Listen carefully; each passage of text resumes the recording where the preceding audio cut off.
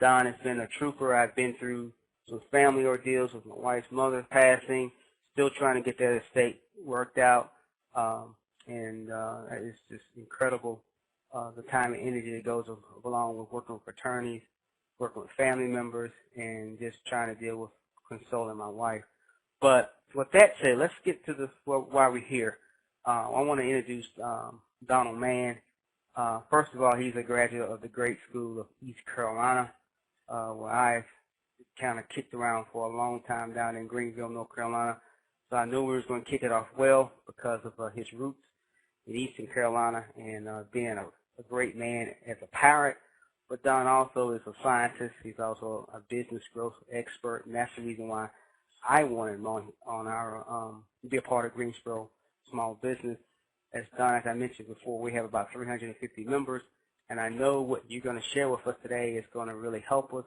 Don's also been on and featured at least 40 radio shows. He's actually has been in senior management positions in high technology, banking, and chemical industries. He's the current president and CEO of his company, Right Man Consulting. He has a BA in chemistry and MA in science, education, and biochemistry from, again, that great school, East Carolina. And we're going to talk a little bit more about his book a little later, which is Okay, God, Now What? And it's activating the ancient secrets for success. So, Don, one of the things I want to add, just kind of going through some of your stuff you sent me, and just right off, this thing is that they sometimes identify you as the identity repairman. You want to explain that before we get? What is that? Okay. Take a step back for a minute. In that every person operates based on their current self-identity, whatever that is. And your self-identity is a combination of things that you have purposely put into your self-identity and things that others have put into your self-identity that you were aware of or not aware of. And the way that you run your life right now, everything whether it's going good, bad, or indifferent, is a function of and driven by your current level of self-identity. So what we do is work with individuals and groups, for that matter, to assess what are the elements of self-identity they want and then how to go about getting them and putting them into your life. The other thing to understand is that in the modern culture that we live in today, whether you like it or not, your self-identity is being attacked all the time. And so that the fruit of that is that because your self-identity is being attacked all the time, you're operating in fear, whether you're aware of it or not. Many of us are doing it so long we're not even aware of what's going on in terms of our self-identity, much less be able to diagnose or feel it, because 95% of our life is run by the subconscious mind. Your subconscious mind is what operates your current self-identity. So what we do is work with people to show them how to build the best self-identity possible. And what science has discovered is that self-identity is what gives you the internal resources and control to be able to direct your life where you want it to go. That's great. So I mean, you mentioned what is subconscious and why is it so important? Okay, the subconscious and conscious mind. What science has discovered is that we have really two brains, if you will.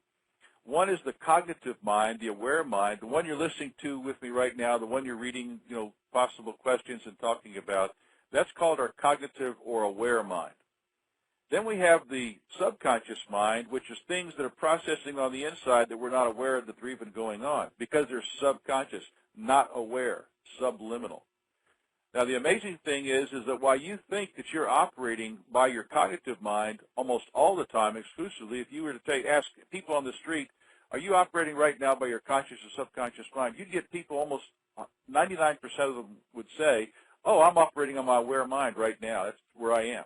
Well, the reality is that's not true.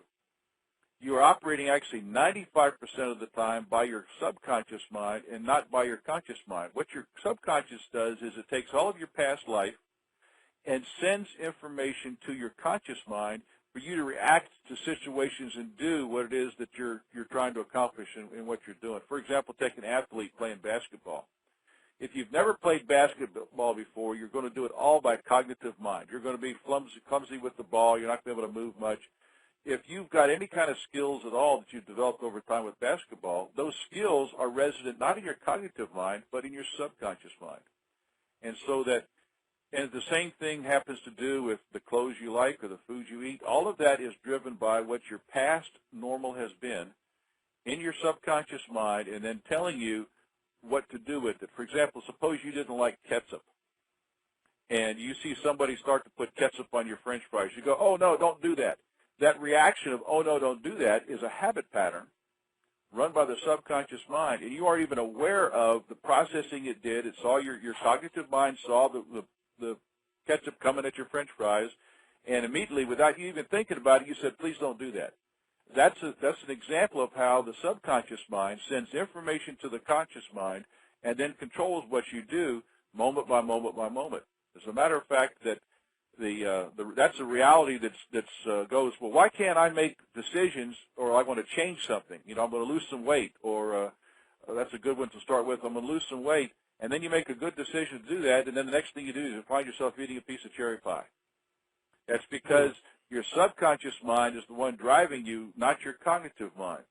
And what science has discovered is that it takes effort of 3 to 6 hours a day for 90 days minimum to take an idea and turn it into a lifestyle.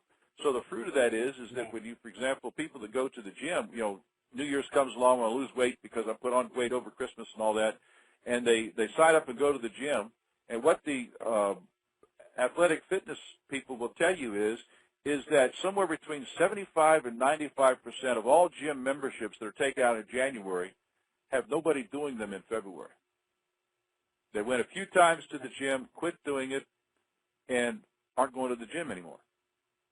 And so that's the reality of 75 to 95% of us fellow Americans in terms of how we look at decisions and what we're going to do and how we're going to operate in terms of making a cognitive decision, I got to lose weight, yet no muscle behind it to make it happen because we didn't know how to manage the subconscious mind process. Once you understand how to work the subconscious mind, how to get it to work for you, then you can do it. And, of course, your self-identity, which is your combination of attitudes you have toward life, toward difficulties, toward good things, bad things, all of that is in your subconscious mind. And so that when science has now proven that you operate 95% in your subconscious mind all the time. For example, if you were to right now take an extreme mathematical test or something that would really stretch your brain a whole lot, and you were to measure the energy consumption in your brain before and after you started working that problem, you know your brain would only show a small 1% or less increase in energy consumption while you're working all that cognitive mind stuff. But even though in your cognitive mind you're buried by this problem, another example is that you don't notice, for example, shopping turns out to be when you're walking down the street, going to the mall and looking at stores, is a very highly cognitive mind experience. And at those periods of time, you run 15% by your conscious mind and 85% by your subconscious mind. And that's about as good as it gets, and you can't operate that way for long.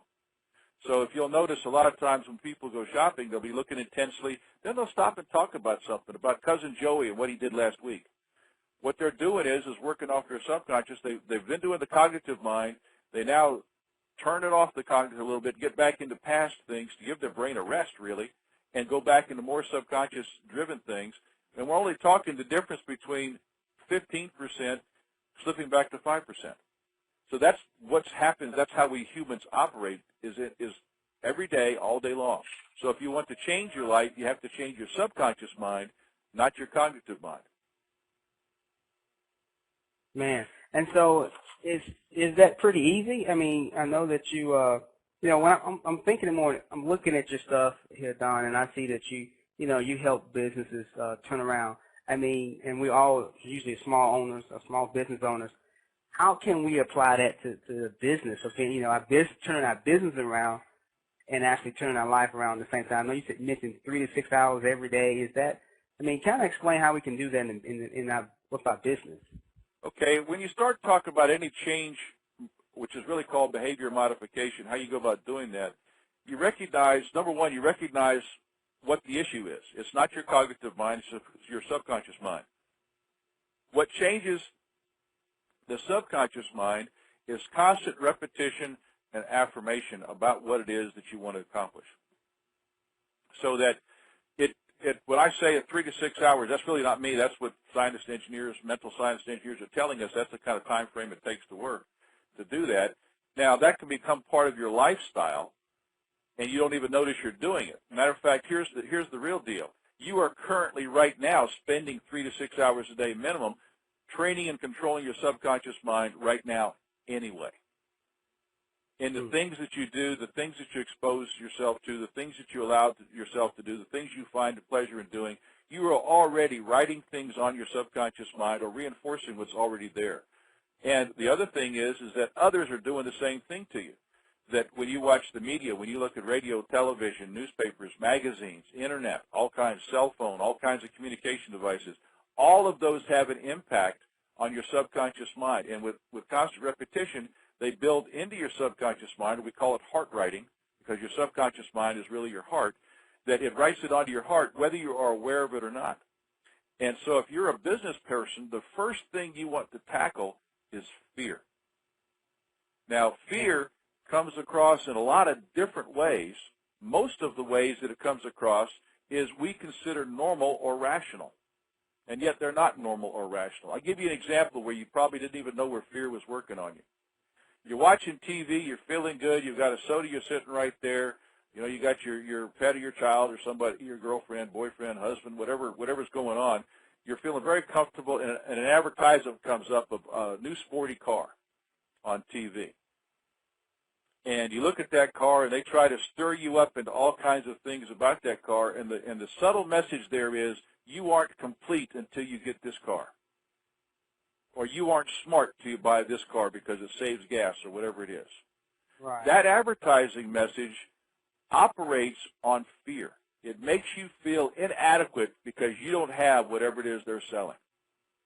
And because you're now in a position of lack from the advertisement, you now go, I needed to get a new car, or I like that car. Or you go through all the various advertisements. The primary driving force in advertising is fear. Fear of failure, fear of loss of respect and love, fear of lack of recognition, fear in inadequacy. And that's what causes people to move into the selling position. Okay? And so that when you're experiencing that, you're not even aware that it's going on, but the top guys of universities in America, across America, and these marketing people are looking at all these things, trying to get you to get into the buying mode, because we know that buying mode is an emotional process. Okay? So, I mean, there's a validity to that in terms of, yes, you need this, you need that, but what it is that you constantly being washed in fear, whether you appreciate it or not. And that constant wash of fear destroys your self-identity. It puts you into the person of being, well, I can't make good decisions. I have to have somebody tell me. I don't know what to do about this. I need to get somebody to tell me what to do. And the fruit of that is you move into the victim status rather than leader status. Now, if you're a business person and you're out walking around as a victim, you're all the time walking around in fear, everybody you relate to, you'll operate from a fear basis. And fear is highly contagious to other people. So I'll tell you a story of how I learned how to operate in some of this. Was one day I was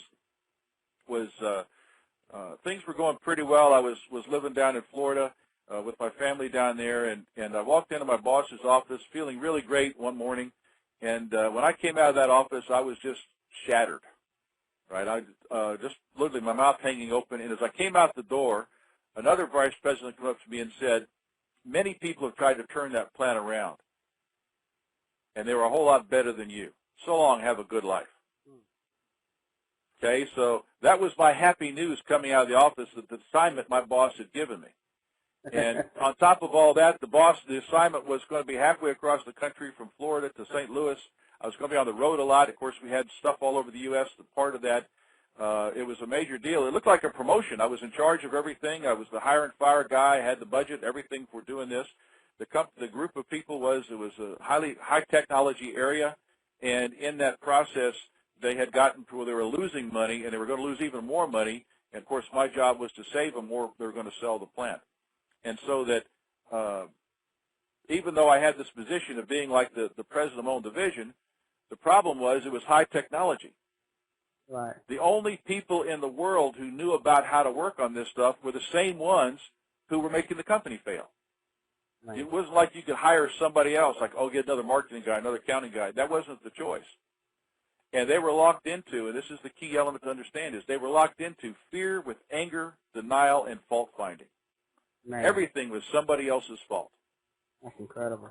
That you mentioned the word emotion. And how does emotion really affect the business success of a business owner?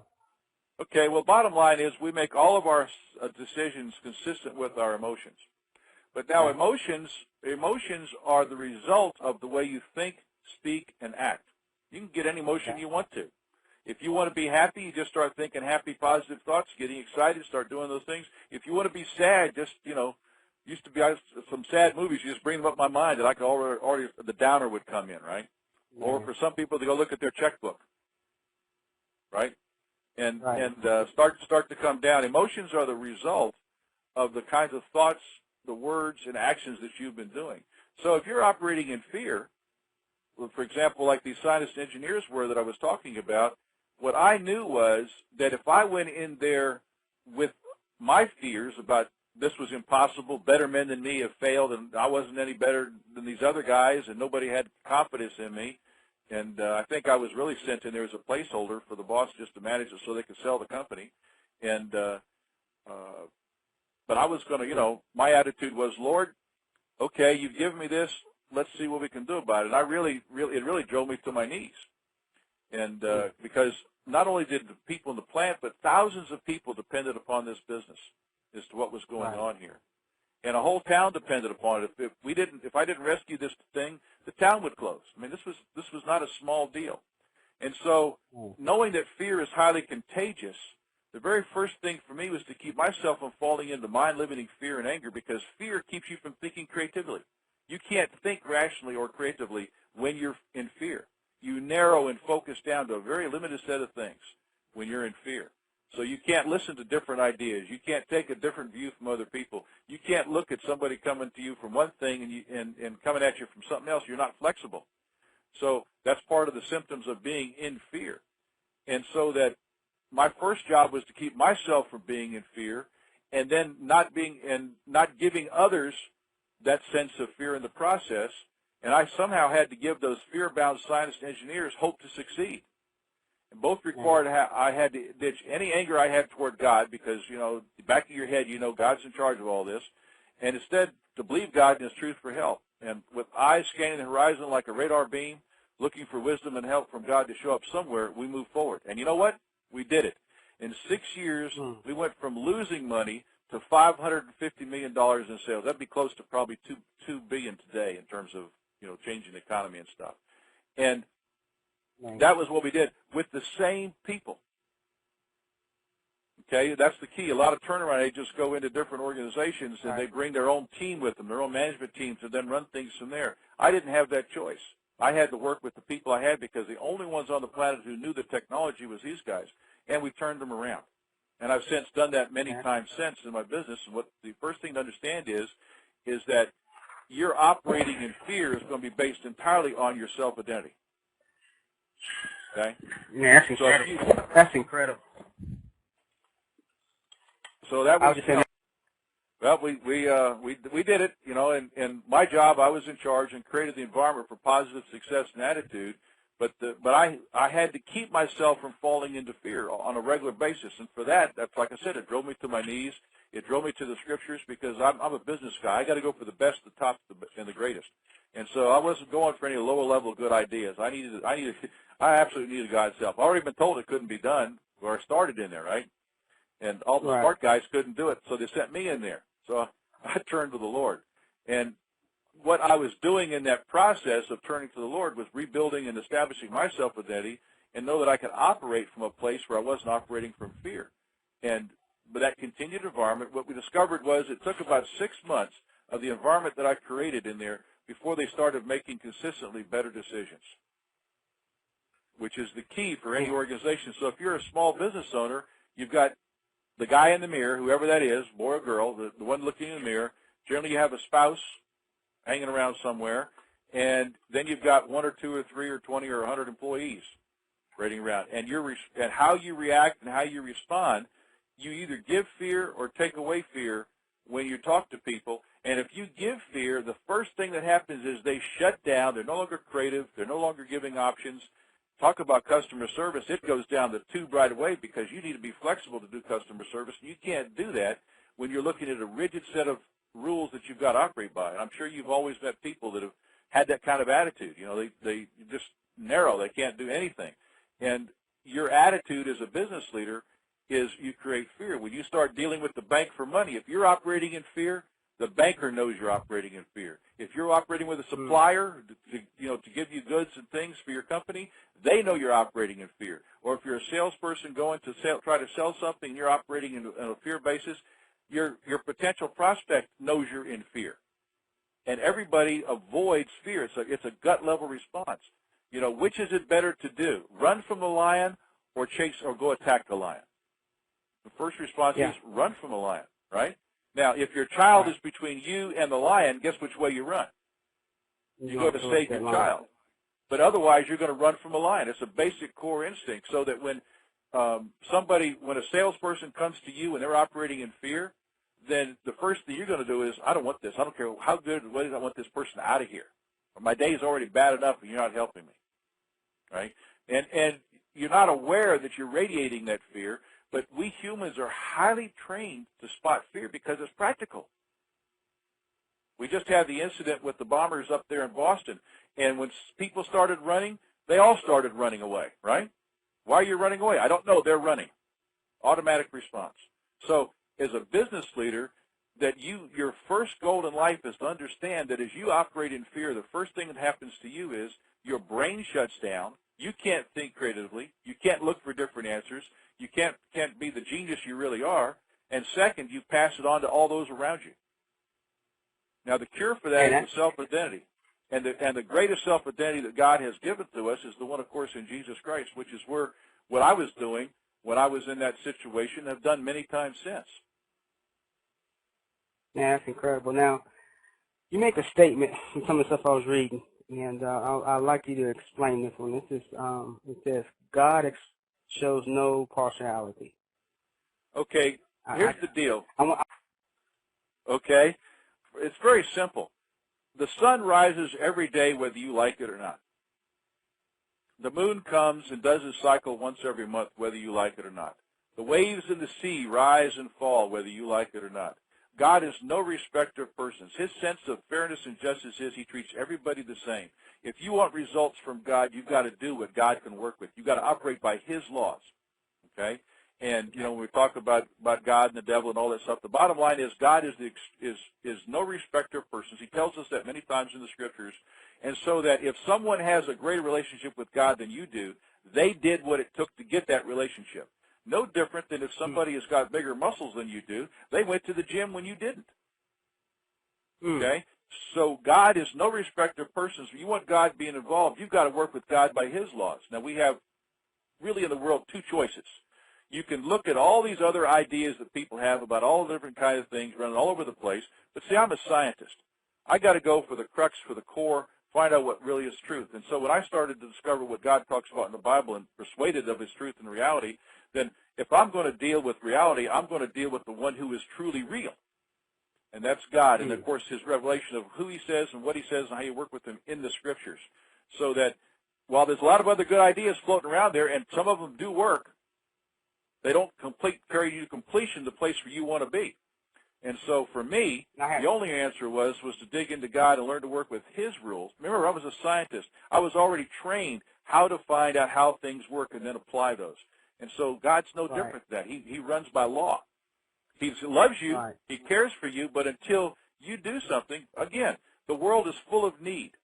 Everywhere you look, there's need. And God is a loving God. He's standing there looking to do it. But until you operate by faith in his promises, he can't move. He wants to move, but he can't. He's no respecter of persons. Man, that's interesting. You know, when I first read that, I didn't know if you was talking about physical law, you know, like the law of gravity, you know, whatever goes up. They're all the same. If you don't exercise the right laws for the situation you're in. Now, birds do it every day. Birds fly against gravity every day, right? They fly up in the air, they glide down. They operate by the laws of flight. And in general, using gravity as an example, gravity doesn't works just because it works, right? If you take a rock off the edge of a building and drop it, it's going to hit the ground. If you jump off the edge of a building, you're going to hit the ground also, right? Unless you do something Correct. different with a parachute or a glider so that you don't hit with the same force. But if you don't manage the laws that are there, they're going to get you. And that's part of what education is for. Well, I have some questions that I want to ask. I want to read. I don't know if you. We'll start with Cherie. We'll start with Nicole, rather. She says, other than prayer and scripture, what do you do to overcome fear? In business. Okay, the core issues are you've got to manage your subconscious mind.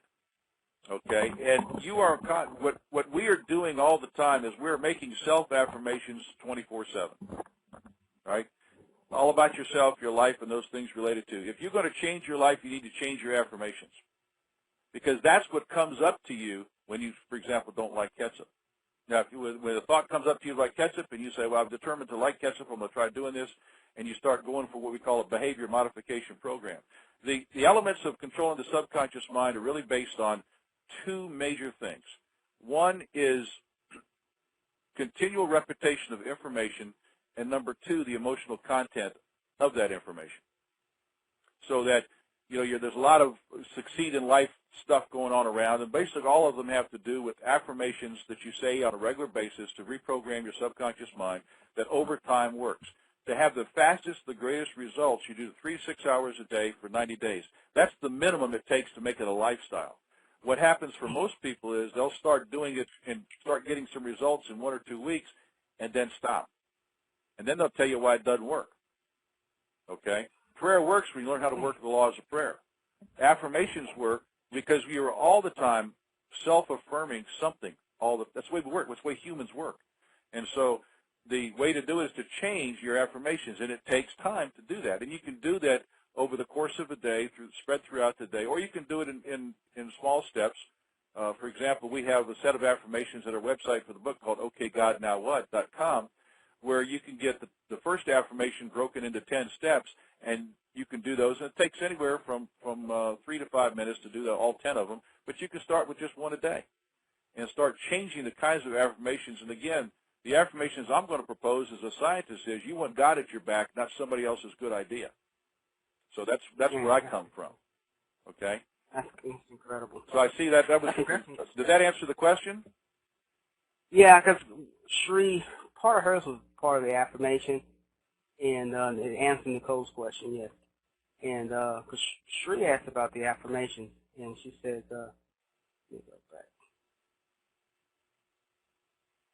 Well, you ever heard the expression, about the little engine that could? Yes, I can. Yes, I can. Yes, I can. Right. Right. That's an affirmation. Here's another affirmation. The Lord is my shepherd; I shall not want. The Bible is full of affirmations, and all the things that we're learning in science, whatnot. Even the Bible doesn't tell us about that we operate 95% by our subconscious mind, even though we think we're doing it 95% by our subconscious, of our conscious mind, and only 5% by our subconscious. It's exactly the reverse of the way we think, in part because we've been trained to think that way. But all the things to do right and success have been in the Bible for thousands of years. It's a matter of learning how to apply them. Man, that's incredible. And so, I know you're familiar with the term NLP. Is this basically what you're talking about in a practical form? Well, in general, NLP has some elements of recognition of what you're doing. Remember, a good person and a bad person, if they both bake a cake the same way, what are they going to get? Same cake, right? A good person and a bad person takes corn and plants seed of corn in the ground. What are they going to do? They both do the same thing. What are they going to get? Corn. A good person and a bad person can both fly an airplane because things work by law. So elements of science and efforts and psychology have looked for various pieces of this, and the pieces that they have work. In most cases, the problem is they don't have a full piece. They don't have a full set. So you're trying to build your life on something that doesn't have a firm foundation, and when troubles come or difficulties come, that's when you find out how strong you really are. And so that the reverse would be is NLP has taken a few biblical principles and extended them far off, but they haven't done what the core one is. There is a God, and we've got to deal with him. Right. I think that's true. And so when it comes to luck and I like favor, what is the difference between those two? Okay, luck is a terminology as a term. You're not going to like what the word means itself. The word luck really means Lucifer is in charge. That's what the word comes from. Okay, luck is called fate. You read a lot of books on worldview and things. They'll talk about fate. You know, but the issue with luck or fate is that it works if you're prepared when the opportunities come your way. Right? That's what Vince Lombardi used to say is that success is when preparedness meets opportunity. You may have opportunities coming at you all the time, but if you can't handle them, aren't prepared to deal with them, don't recognize them, then you can't do anything with them. So that's what luck is. Favor is, as a biblical term, the word favor means that somebody looks at you in a beneficial way and wants to do good for you. And as a biblical term, it means that's what God wants to do all the time. The favor of the Lord is there. He wants to help you. Now, how much for preparation you've done for him to work with you is the deal. Remember, he works by laws. He's no respecter of persons.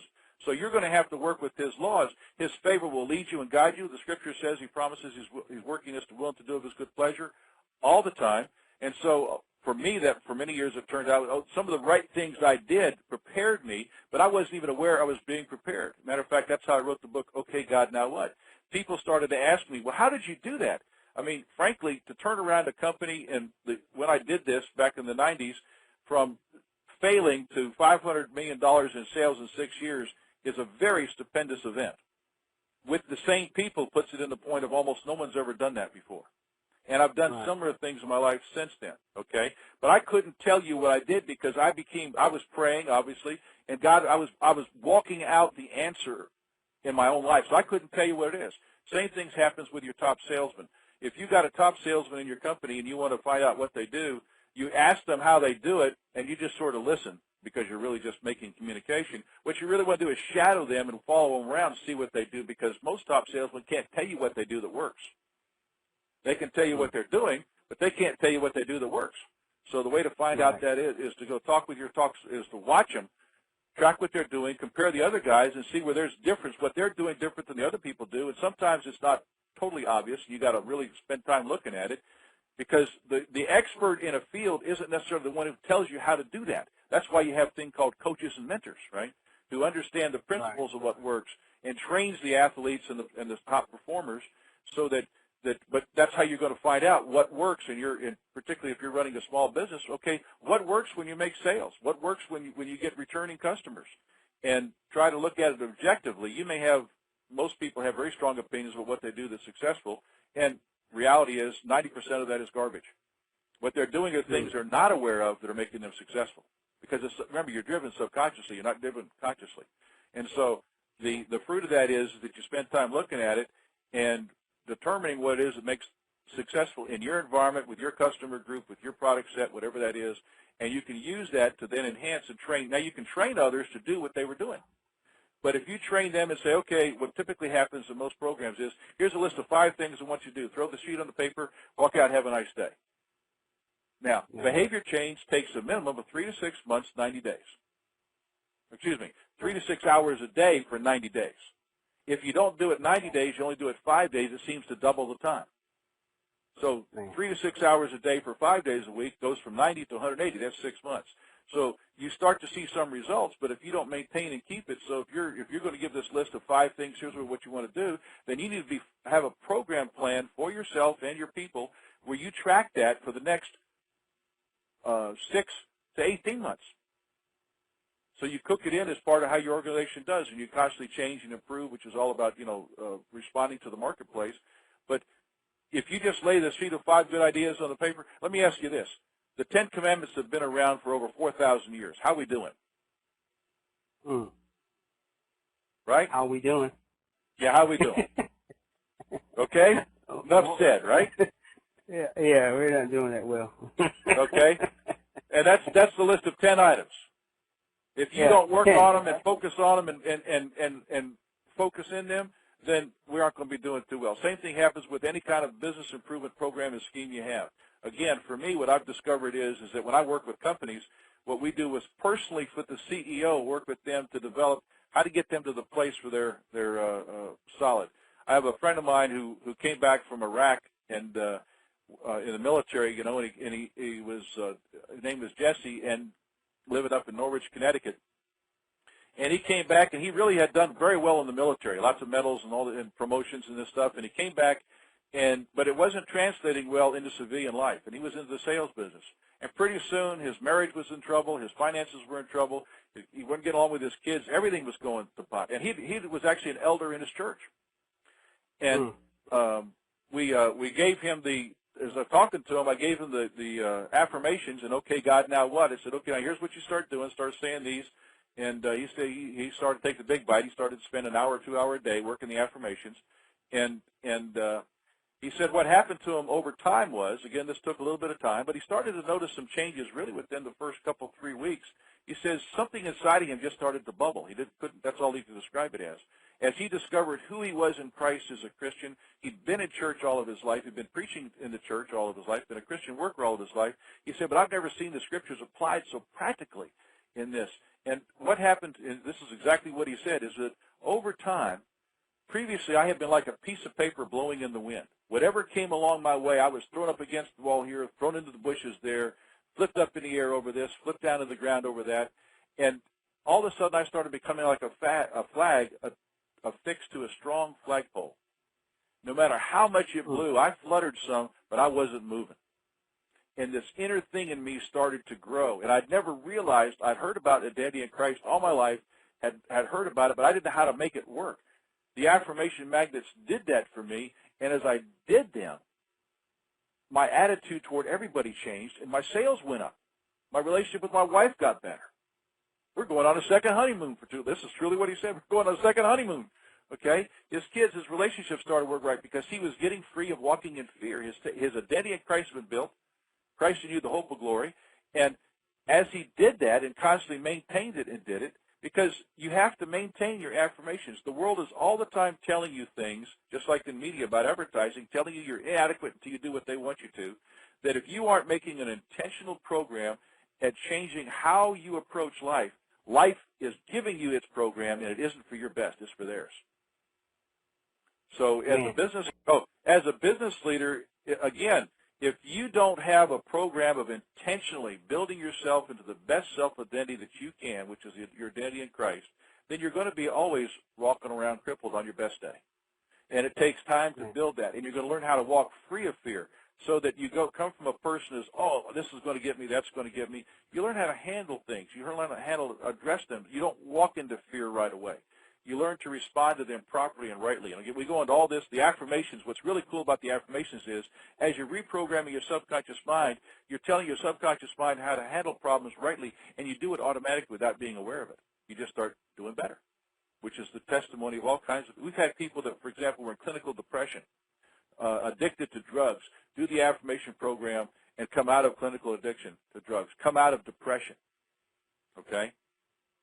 Right. And that's just because of changing the way you're thinking, because you're entirely controlled by your self-affirmations. If you aren't controlling your self-affirmations, others are. Man. You know, and if you're a business person, you've done it 1,000 times.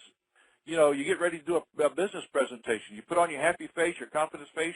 You got a nice presentation together. So, okay, we're going to go in there and do this thing right. You know, you buck up, put on your game face, right? You put on your attitudes, because remember, emotions are the result, not the leading indicator. Whatever emotion you have right now is the result of what you were doing before, thinking, speaking, and doing. If you want to change your emotions, just change your thinking, speaking, and doing. Yeah. I think you may have answered Nicole's question, and I'm going to ask her to say yes or no in a few seconds. She asked, when you say work with God's law, what steps did you take? And then she asked, is it only prayer in Scripture and living the life of God wants us to do? See it this way. A lot of people tell you what you need to do, right? You can find all kinds of health and business books, what you need to do. Nobody tells you how to do it. Okay? Right. Self-help books are one of the biggest sellers in America. Most people that I know that are trying to be successful have libraries full of them. Yeah. And when you look at the information, it's the same stuff repeated a dozen different ways. Same information, because it all comes from the Bible, one way or the other. Okay? Napoleon Hill, for example, when he wrote his book on Think and Grow Rich, it was all Bible, and the publishers made him take the scriptures out of it because they thought it could sell more without the scriptures in it. But all the principles are valid. They're all biblical. Okay? The way that you change yourself is you change your self-identity. From that is the springboard for everything else. You do that with a constant, positive, righteous affirmations that build the best you can have. If you want to say, I'm a wonderful person all day long and build yourself up in that, I'll treat people well, that's great. What I would say is, I'm wonderful because God calls me wonderful, and His Spirit lives inside of me to treat people well and wisely and rightly wherever I am, whatever I'm doing. Therefore, the grace of God flows wherever I am. Hear the difference? Big difference. Big difference. Okay? It's because we're made to operate with, in, and through God. So when you start talking about walking the Christian life, the right life with God, we're talking about how do you do it. Well, the thing is that to the Bible writers, they all understood the principles of constant repetition all day long. Okay? They did it all day, not as a morse of set-aside time, but you did it on a constant basis. Okay? So you make this, you start off as a project where you add it in, you bolt it onto your life. There's going to be a lot of resistance because the other part is this. The subconscious mind is the empire of past normal. Whatever you want to change, your subconscious goes, oh, no, stay what you were doing. That worked. You're still alive because whatever you did, even though it didn't work well, it was better than something else. And so your subconscious mind, all by itself, you don't need enemies, you don't need the devil, you don't need anything else going on with you. Your subconscious mind, as you try to do a new behavior pattern, your subconscious mind will tell you, stop, don't do this, don't do this, don't do that. That's what happens to the people who go to the gym. It's not that they don't recognize that going to the gym is a good thing, but the couch keeps calling to them. The couch potato life, the excess life, keeps calling because it's more fun, more pleasure. And when you go to the gym, you stink, you sweat, you get, things going on. You're in someplace different. You got to drive all the way over there. You got to drive back. All this stuff, all the hindrances become more important than the goal of where you're aiming to. And it's true in any area of life, including in your business, as to what's going on. So you start off with small steps. Again, we've written the affirmations. They're at the website, okgodnowwhat.com. You get a free copy of the first one broken into 10 chunks. Start working your way through them. As you do that, you'll start seeing your life change. Now, of course, Jesse, to get his results, which were much faster, much more dramatic, he did the full program that's laid out in the book. We have it all broken out in steps.